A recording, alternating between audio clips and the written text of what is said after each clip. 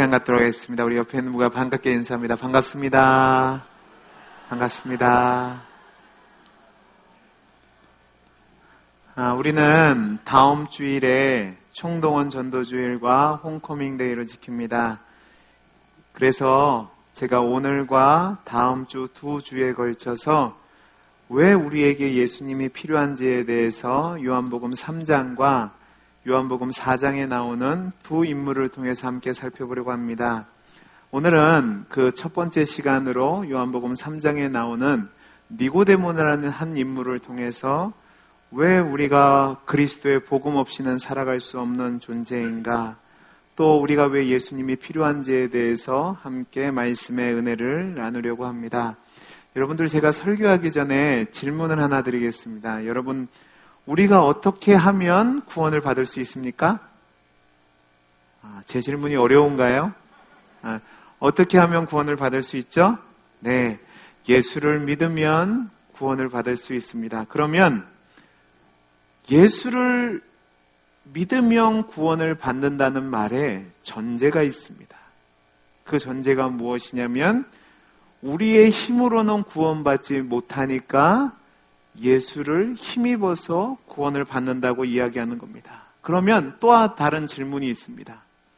왜 우리의 힘으로는 구원을 받을 수 없을까요? 왜 그렇죠? 네, 맞습니다. 죄 때문에 그렇습니다.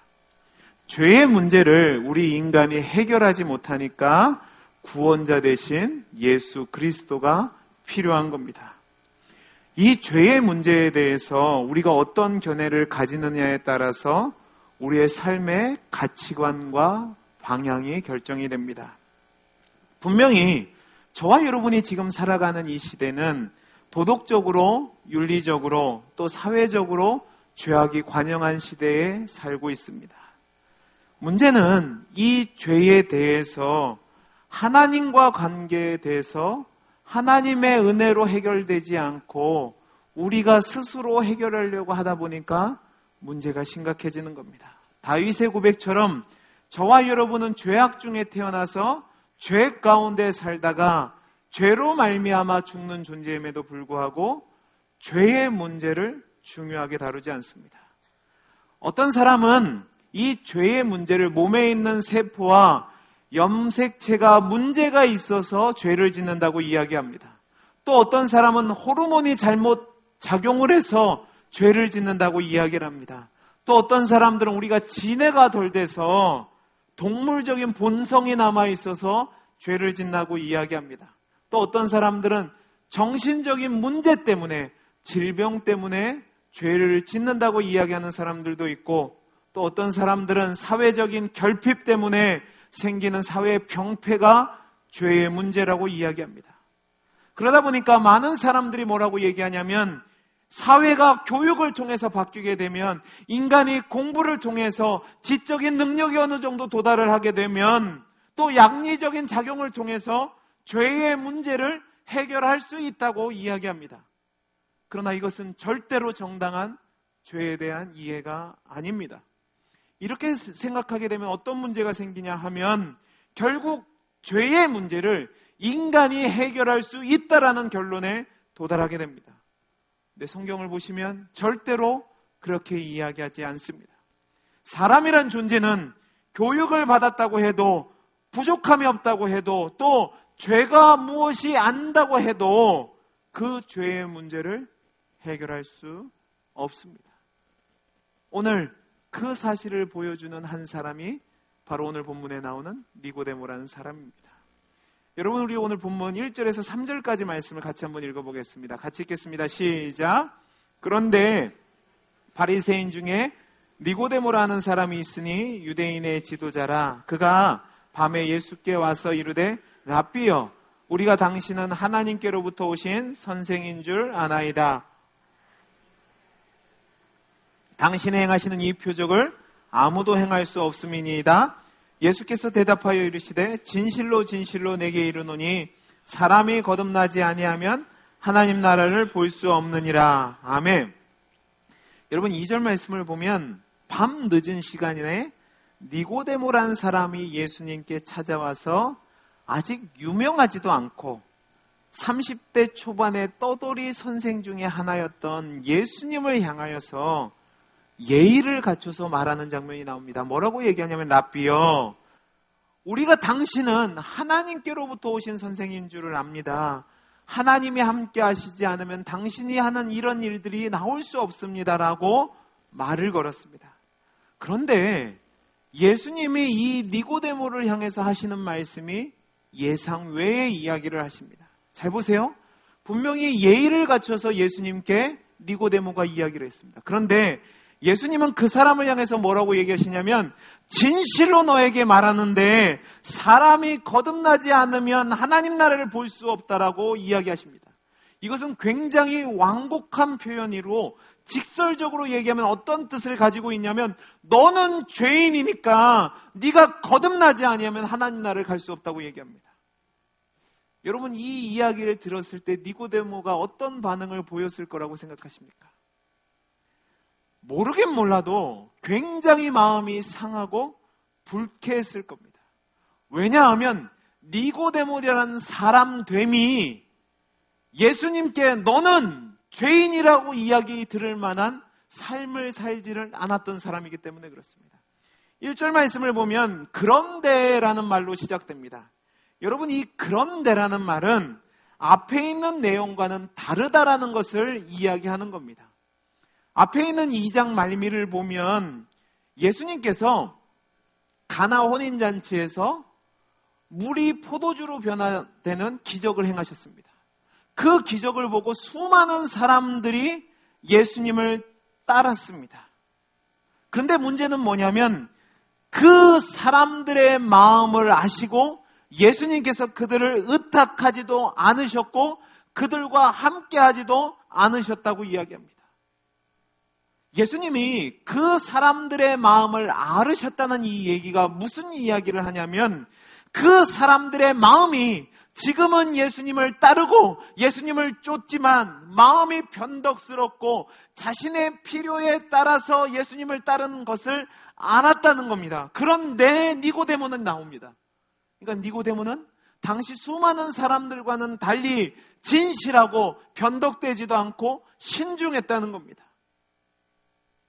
그러나 예수님의 입장에서 볼 때는 그 사람이 아무리 순전한 마음을 가지고 있고 아무리 모든 것을 가지고 있고 신뢰할 만한 사람이라 할지라도 하나님 앞에서는 영적으로 실패한 죄인이라는 사실입니다.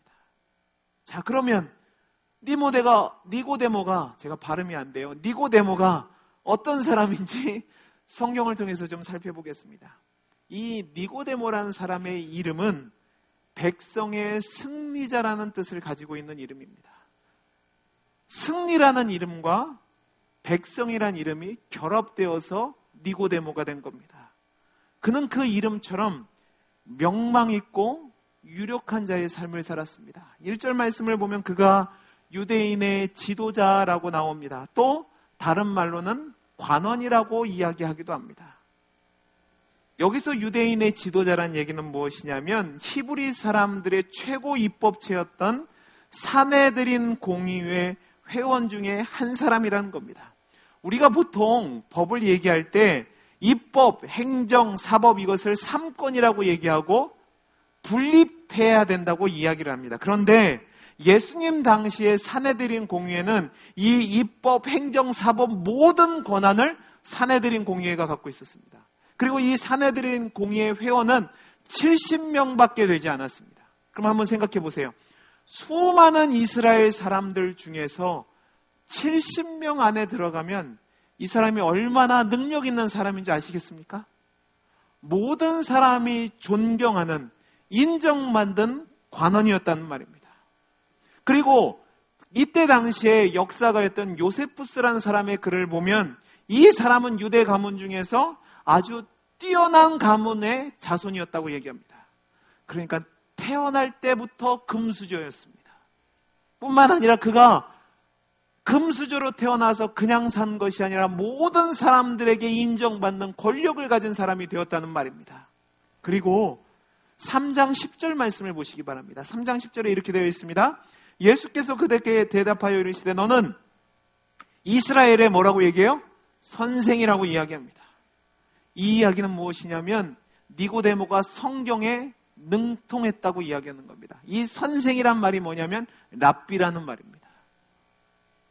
백성에게 신앙교육을 시킬 수 있는 특별한 책임을 가지도록 인정을 받은 사람이란 얘기입니다.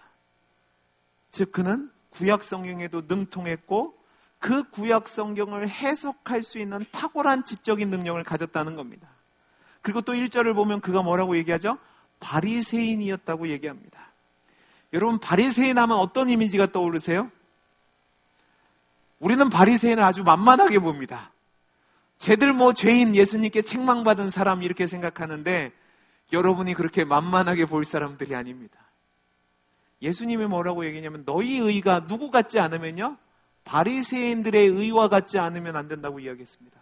즉 그들의 겉으로 드러난 의를 따르는 모습은 예수님도 인정할 정도로 탁월했던 사람들입니다. 여러분, 이 바리새인들은 예수님 당시에 수많은 사람들에게 존경을 받았던 사람입니다. 왜냐하면 이때 당시 유다 문화가 로마를 따라가다 보니까 종교적으로 또 도덕적으로 타락하고 있었습니다. 이때에 하나님 말씀을 지키겠다고 결단하고 의를 위해서 살아갔던 사람들이 바리새인들이었습니다. 여러분들 예수님 당시에 바리새인이 몇 명 정도 됐을 거라고 생각하십니까? 찍어보시죠. 예수님 당시에 수십만의 사람들이 아마 살았을 겁니다. 그죠? 그런데 바리새인들의 숫자가 6천 명이 넘지 않았습니다. 그 얘기는 무엇을 얘기하냐면 그만큼 힘들었다는 겁니다. 자, 그럼 한번 생각해 보십시오. 니고데모가 원래 태생적으로 훌륭한 집안에서 그리고 권력을 가진 사람이 되었고 바리새인으로 율법의 다른 사람들에게 인정받는 사람이었고 또 예수님께 예의를 갖출 정도로 겸손한 사람이었고 그는요 성경에 능통한 사람이었습니다. 이것까지만 해도 좋은데 요한복음 19장 39절을 보면 이렇게 되어 있습니다. 한번 보시기 바랍니다. 일찍이 예수께 밤에 찾아왔던 니고데모도 모략과 침향 섞은 것을 100리트라쯤 가지고 온지라라고 되어 있습니다. 이 장면은 예수님께서 십자가에 달려 죽으신 뒤에 장사 지내는 과정 가운데 나오는 얘기입니다. 이때 니고데모가 예수님께 몰약과 침향을 가지고 나왔다고 얘기했는데 이 몰약과 침향은 이때 당시에 가장 귀한 향신료 중에 하나입니다. 특별히 몰약은 여러분이 잘 알고 있는 장면이 있습니다. 어떤 장면이죠? 예수님이 태어나셨을 때 동방으로부터 사람들이 와서 예수님께 경배할 때 가지고 왔던 예물 중에 하나가 이 몰약이라는 겁니다. 그런데 예수님께 얼마쯤 가지고 왔다고요? 100리트라쯤 가지고 되어 있습니다. 이 리트라는 이때 당시에 그 질량을 나타내는 단위 중에 하나였는데 얼마 정도냐면 약 340g 정도 됐습니다. 자, 그러면 여러분에게 수학 문제를 드리겠습니다. 100리트라는 얼마 정도 되겠습니까? 자, 집중하시고 34kg이나 됩니다. 여러분, 요만한 향수 500ml 향수가 요즘 비싼 거는 제가 보니까 1000만 원 가까이 하는 것도 있더라고요.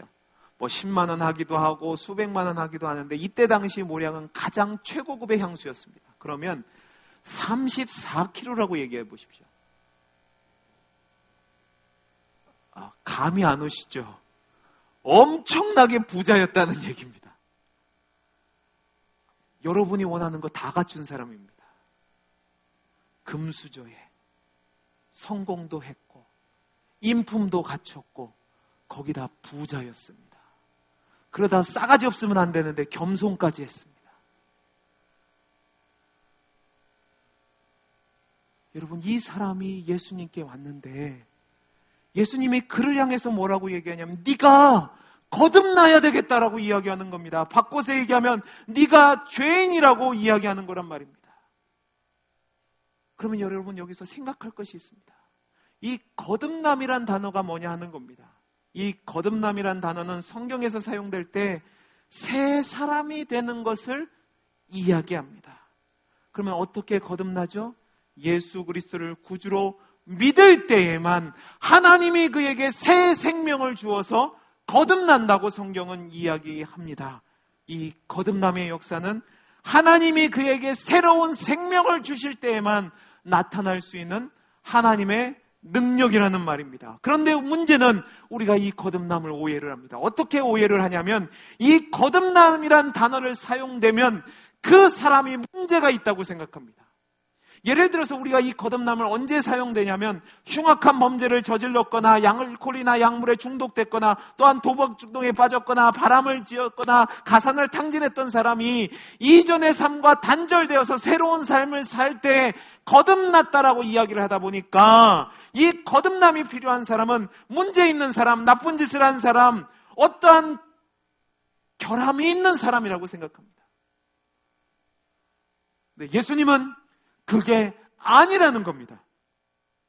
비록 성공을 거뒀다 할지라도 교육과 정치와 문화와 종교적으로 뛰어난 면을 가졌다 할지라도 모든 사람들이 인정할 만한 의로운 모습이 있다 할지라도 하나님 없이 만족하고 하나님 없이 생명을 얻을 수 있는 모든 사람들은 거듭나지 않은 사람이고 거듭남이 필요하다는 사실입니다. 사랑하는 성도 여러분, 이 얘기를 니고데모에게 했을 때 니고데모는 아마 심각한 고민에 빠졌을 겁니다. 아니, 분노에 빠졌을 거라고 생각합니다. 자신은 스스로 의롭다고 생각했습니다. 나는 세리와 같지 않았고 나는 창기와 같지 않았고 나는 모든 일반 사람들과 다르게 하나님 앞에서 의롭게 살았고 하나님 앞에서 바르게 살았고 나름대로 열심히 살았는데 예수님은 뭐라고 얘기하냐면 너 거듭나야 된다라고 이야기하는 겁니다. 이 얘기는 주님이 니고데모를 향해서 네가 가진 어떤 것이라 할지라도 그곳으로는 구원을 받을 수 없다라고 이야기하는 겁니다. 니고데모 스스로가 생각했던 죄인이라고 했던 사람들과 별반 다름이 없다고 이야기하는 거란 말입니다. 하나님의 입장에서 볼 때는 그도 역시 세리처럼, 그도 역시 창기처럼, 그도 역시 우리가 다음 주에 살펴볼 수가성에 있는 여인처럼 모자라고 부족한 죄인이라는 겁니다. 니고데모가 충격을 받았습니다. 그래서 4절 말씀에 이렇게 얘기합니다. 우리 4절 말씀을 같이 한번 읽어보겠습니다. 시작! 니고데모가 이르되 사람이 늙으면 어떻게 날 수 있사옵니까? 두 번째 모태에 들어갔다가 날 수 있사옵니까? 자, 보세요. 이것은 니고데모가 지금 한 대 딱 맞고 정신이 없다는 걸 이야기하는 겁니다. 분명히 자신은 의롭다고 생각했는데 예수님이 죄인이라고 얘기하니까 너 거듭나야 된다니까 이게 충격을 받은 겁니다. 그러니까 예수님께 뭐라고 얘기하면 예수님, 내가 어떻게 거듭납니까? 내가 엄마 모태에 다시 들어갔다 나와야겠습니까? 라고 얘기합니다.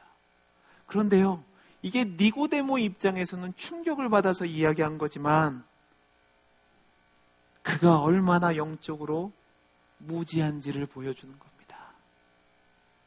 아무리 세상적으로 훌륭한 니고데모라고 할지라도 아무리 성경적으로 능통한 니고데모라 할지라도 아무리 인격적으로 뛰어난 니고데모라 할지라도 영적인 눈이 닫혀 있었기 때문에 예수님의 말을 알아듣지 못하는 거란 말입니다. 그래서 5절 말씀을 보시기 바랍니다. 5절 말씀에 뭐라고 되어 있죠? 같이 읽습니다. 시작! 예수께서 대답하시되 진실로 진실로 내게 이르노니 사람이 물과 성령으로 나지 아니하면 하나님 나라에 들어갈 수 없느니라. 여러분, 여기서 물과 성령은 어렵게 생각하지 마시고 하나님의 은혜를 나타나는 표지라고 생각하시면 됩니다. 즉 거듭난다는 것, 새로운 생명을 얻는 것은 하나님의 은혜로 말미암아 된다는 겁니다. 내 수고나 내 열심이나 내 노력으로 되는 것이 아니라 하나님의 은혜가 임하게 될 때 새로운 생명이 창조되고 구원받는 은혜가 나타난다는 사실입니다. 여러분, 우리가 분명히 기억해야 될 것은 이 거듭남은 개선이나 개조와는 다릅니다. 개선과 개조는 겉모양은 바꾸는 거지만 속 사람을 변화시킬 수는 없습니다. 그러나 다윗이 고백했던 것처럼 주님께서 내게 새 영을 창조해 주실 때 우리의 영혼은 거듭날 수 있고 새 생명을 가질 수 있다는 사실입니다. 그렇다면 이 사실을 통해서 우리가 얻게 되는 것이 있습니다. 무엇이냐면 죄가 무엇이냐 하는 겁니다. 여러분, 제가 아까 말씀드렸듯이 죄는 현상을 이야기하시면 안 됩니다.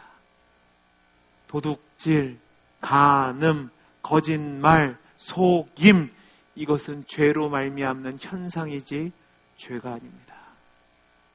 죄는 무엇이냐면 하나님 없음입니다.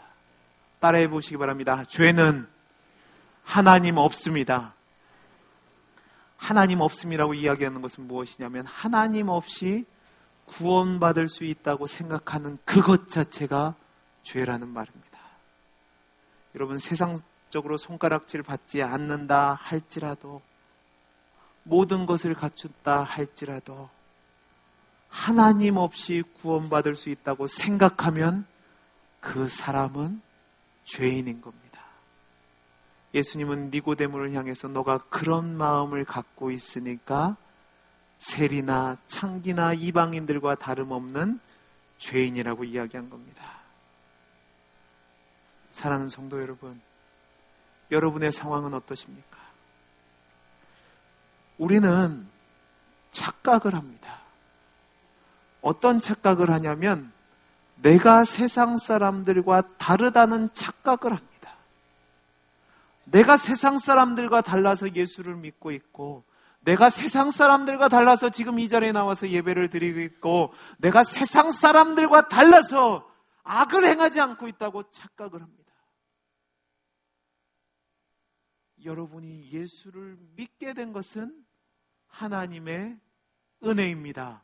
아멘이십니까? 그런데 그 아멘이라고 고백하면서도 우리 마음속에는 나는 저 사람과 다르다는 착각을 하고 있을 때가 많습니다. 그러니까 예수 믿지 않는 사람들을 향해서 너는 죄인이라고 자신 있게 이야기하는 겁니다. 무례하게 행하는 겁니다. 아니요. 저들과 우리가 다를 것은 하나도 없습니다. 우리가 지금 이 자리에 나와서 하나님을 예배하는 것, 또 우리가 지금 이 자리에 나와서 구원받은 백성으로 성찬식에 참여하는 것, 그리고 우리가 이 세상에서 하나님을 믿는 백성으로 살아가는 그 모든 것이 내가 할 수 있어서 된 것이 아니라 나는 자격이 없는데, 나는 능력이 없는데 하나님이 은혜 주셔서 하나님 백성 삼아주시고 구원받는 자가 되게 해주셔서 그렇게 한다는 사실을 기억하시기 바랍니다. 그러면 우리가 어떻게 하면 거듭나고 영생을 소유할 수 있습니까? 성경은 단 하나뿐이 없다고 얘기합니다. 우리 15절 16절 말씀을 읽어보겠습니다. 시작. 이는 그를 믿는 자마다 영생을 얻게 하려 하심이라. 하나님이 세상을 이처럼 사랑하사 독생자를 주셨으니 이는 그를 믿는 자마다 멸망치 않고 영생을 얻게 하려 하심이라. 아멘. 누구밖에 없다고 얘기합니까? 예수 그리스도밖에 없다고 얘기합니다. 예수 그리스도를 믿을 때에만 거듭나서 영원한 생명을 얻는다고 얘기합니다. 사랑하는 성도 여러분, 예수님 외에는 구원받을 길이 없습니다. 아멘이십니까? 예수님 밖에는 구원받을 길이 없다고 얘기하는 것은 하나님의 은혜 없이는 구원받을 수 없다는 겁니다. 예수님을 믿는다는 것은 무엇을 이야기하냐면 하나님 없이 구원받으려고 했던 내 행동들을 하나님 앞에 회개하고 하나님 은혜 없이는 살아갈 수 없는 존재라는 것을 철저히 고백하고 그리스도의 보혈의 공로에 의지해서 주님 나를 받아 주옵소서, 하나님 은혜를 구하고 믿고 순종하는 것을 예수를 믿는다고 이야기합니다. 여러분, 말씀을 마치겠습니다. 여러분이 세상적으로 지금까지 살아오면서 착하다고 인정받으셨습니까? 또 세상적으로 자녀를 잘 키우셔서 모든 사람들이 부러워하는 그런 어머니가 되셨습니까? 그런 아버지가 되셨습니까? 그리고 세상적으로 모든 사람들이 부러워하는 지위와 명성과 부를 얻으셨습니까? 또 세상 사람들과 다른 진실함과 거짓 없음과 최선을 다해서 열심히 사는 것과 가난한 사람을 돕는 것과 교회 일에 열심히 봉사하고 직분도 받고 충성된 모습을 갖고 계셨습니까? 그래서요, 하나님의 은혜가 없이 그것을 자랑한다면 여러분이 아직 거듭나지 못한 자입니다.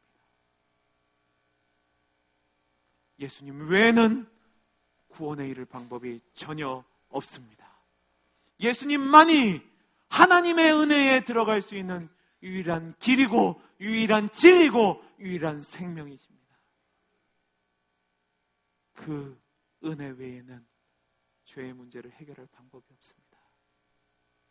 니고데모나 창기나 셀이나 우리나 별반 다름없이 하나님 없이 구원을 이루려고 했다면 다 죄인입니다. 그러나 저와 여러분이 그 사실을 기억하시고 겸손하게 하나님의 은혜밖에 없습니다. 하나님의 은혜밖에 없이는 내가 구원받을 수 없습니다. 고백하시고 하나님의 은혜를 구한다면 하나님은 그 긍휼이 풍성하심으로 여러분을 받아주시고 여러분을 거듭나게 하시고 새 생명을 주셔서 영생 얻은 자로 살게 하실 겁니다. 그 사실을 기억하시고 예수님밖에는 없습니다. 예수님밖에는 없습니다. 하나님의 은혜 아니고서는 나는 아무것도 아닙니다. 고백하시며 하나님 은혜에 기대어 구원받는 자의 삶을 살아가는 저와 여러분이 되기를 간절히 소원합니다. 기도하겠습니다. 사랑이 많으신 하나님 아버지 감사합니다. 예수님 외에는 내가 아무것도 아님을 고백하며 하나님의 은혜에 기대어 살아가는 우리 성도님들이 되게 해 주옵소서. 하나님 이 시간 성찬 예식을 거행합니다. 하나님 그 주님의 풍성한 은혜를 기념하며 그 은혜가 나의 은혜가 되도록 하나님의 은혜를 구한 우리 성도님들이 되게 해 주옵소서. 이 모든 예식을 우리 하나님이 함께하여 주시기를 소원하며 사랑 많으신 예수님 이름으로 기도하옵나이다. 아멘. 우리 찬송가 228장을 찬양하시면서 성찬식을 거행하도록 하겠습니다.